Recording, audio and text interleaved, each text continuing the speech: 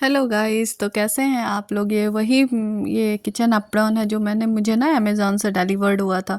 तो आज इसका दिन भी देखिए, और आज कॉल आ गया मेरी हाउस हेल्पर का, जो वो आज नहीं आ रही है। तो फिर मैं आ गई थी किचन में। आज मैंने सोचा था आज मैं रूम का डीप क्लीन की हूँ तो वो आ जाएगी थोड़ा हेल्प। और मेरे साथ अक्सर ऐसा ही होता है, जिस दिन ज़्यादा काम मुझे रहता है ना, पता नहीं क्या ही संजोग है, उस दिन यही होता है जो मेरी हाउस हेल्पर ही गायब हो जाती है। तो खैर जाने दीजिए इन सब चीज़ों को। तो मैं किचन में आ गई थी और मेरा सिंक बर्तनों से भरा पड़ा हुआ था। तो मैंने सोचा चलो पहले मैं इसे साफ़ कर लेती हूँ, तब आगे मैं कोई काम करूँगी। तो फाइनली मैंने सारे बर्तन धो के चमचमा दिए थे, और फिर मैंने सिंक को भी अच्छे से घिस दिया था, और उन सिंक के अगल बगल के वॉल को भी अच्छे से घिस दिया था। क्योंकि अगर आप अपने से अगर क्लीन करते हैं ना, तो आप एक एक छोटी छोटी चीज़ों पर ध्यान देती है। हाउस हेल्पर तो उतना ध्यान नहीं देगी ना, वो तो उनका तो काम है, बस प्रोफेशनल होती है, करेंगी और जाएंगी।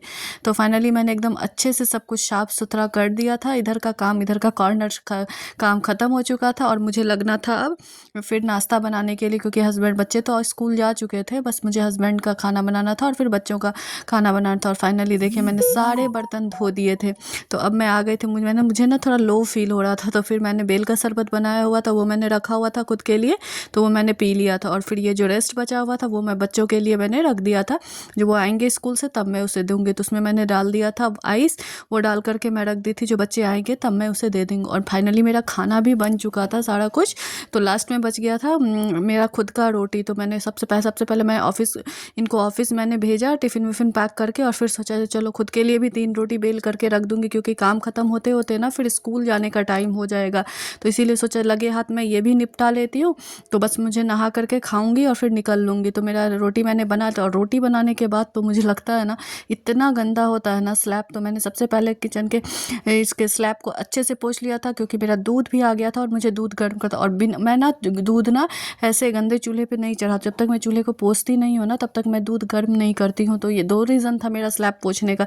तो वो सब करके मैंने क्लीन कर दिया था, और क्लीन रहता है ना तो बहुत अच्छा लगता है। तो फाइनली ये देखिए मैंने दूध भी छाँक लिया था। और कौन-कौन दूध को ना छन्ना में छाँक करके बॉयल करते हैं, तो दूध को मैंने इधर बॉयल होने के लिए चढ़ा दिया था। और बच गया था ये मेरा लास्ट का काम, पानी वाले डब्बे को साफ़ करना, उसमें पानी भरना, वो भी कर लिया था। और अब जो लास्ट काम था मेरा, सोचा सब इतना काम मैं कर ही लेती हूँ तो थोड़ा खुद पे भी ध्यान दे देती हूँ।